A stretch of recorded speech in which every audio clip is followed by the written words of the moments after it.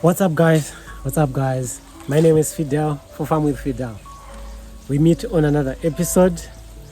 Here today I'm in Chicago Beverly Hills. Can you believe we're a place like that here in Zimbabwe? This is Kwekwe, the fifth largest city in Zimbabwe. So I'm back in my kitchen garden from Zhombe. If you have been watching my videos, you can actually relate that for the past few days and weeks I've been juggling from the city to my rural area to help my parents to do their renovations and painting and all that. So I left my child Charisma in charge of the garden, and I am so happy. The garden is still alive and well, things are still in order here. You know what I told them? That most importantly, you need to water the garden, because the moment you stop watering, there is no recovery. The plants are doing good. Look at this groundnut. It's really doing nice. And the vegetables, of course, I need to remove these vegetables. They're now very old. Look at this mint plant. It's doing well. Actually, the flowers are beginning to bloom. I don't even know the name of this flower, but it's actually blooming. And green pepper, we have massive green peppers here. Thankful to Charisma and Lerato, my daughters. They've been doing a good job in watering. Mark Fidel helping also. It's so good to have kids who have developed a keen interest in gardening and producing their own food. It's what we need. You know, the tomatoes, we still have some. This is wonderful. So I'm just here to do some maintenance and plant more crops. And onion, it's been doing okay. So they are already harvesting this onion. Not bad, eh? Not bad. It's really good. So this is how it's looking. Pumpkin leaves, they're really doing well. So guys, I'm really happy. Especially the kids have gone to school. I could have thanked them here in the video. The onions, really, it's a good size. Small to average. You can just cut one and finish off. That's what onion needs, you know. So I'm glad. I've realized that this spinach is not doing well. It's under the shade. This mulberry tree is really putting too much shade. So I'm going to remove this spinach and place it on the other bed where there are vegetables. But otherwise, the garden is fair. It is fair, yeah. And the parts, they're not so bad. These guys have been actually sweeping these parts and putting the mulching in the beds, and they are really looking good. And the crops are not wilted. They are actually healthy and well. The tomatoes are still alive. Some are ripening, some are still growing. And you know, it's what you need for kids. So I'm glad I'm actually training these guys. They can actually tend the garden in my absence. So it's really quite refreshing here at Farm with Fidel. I'm so happy that these guys can actually maintain the garden in my absence. You know what you need? That's what you need. You need to have a system that works for you. You know, there's this thing of things not moving whenever you're absent. It's not a good thing it's not a good life to live. The moment that you leave things, then things they go south. It's not a good thing. It's not a good way of living.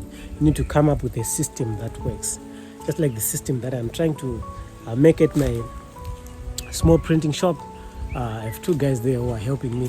They're not yet there, but they're actually helping, trying to create a system whereby I can be absent and do other things. It still applies with the gardening. I can't be here every day. So my family, they have to learn how to do gardening, produce their own food. And you know what? It's actually satisfying. You have seen how the kids are so happy that they've tended the garden for days that turned into weeks. Because the times that I was coming back, I wouldn't have time for gardening. I'll just come for a day or two, then go back to Zhombe, my rural place. If you guys don't know what I'm doing in Zhombe, please check out my videos on this channel and you'll see what I'm talking about. you'll see what I'm talking about. So today I'm going to be doing some maintenance in the garden, plant some new crops. So you guys join me as I plant a few things in the garden, make it nice, make it live. If you plant every day, then you can actually reap every day. So it's a thing. Join me as I do that. Thank you so much. Please don't forget to like, to share, and to subscribe on this channel, because we really need those subscriptions. Let's do this thing.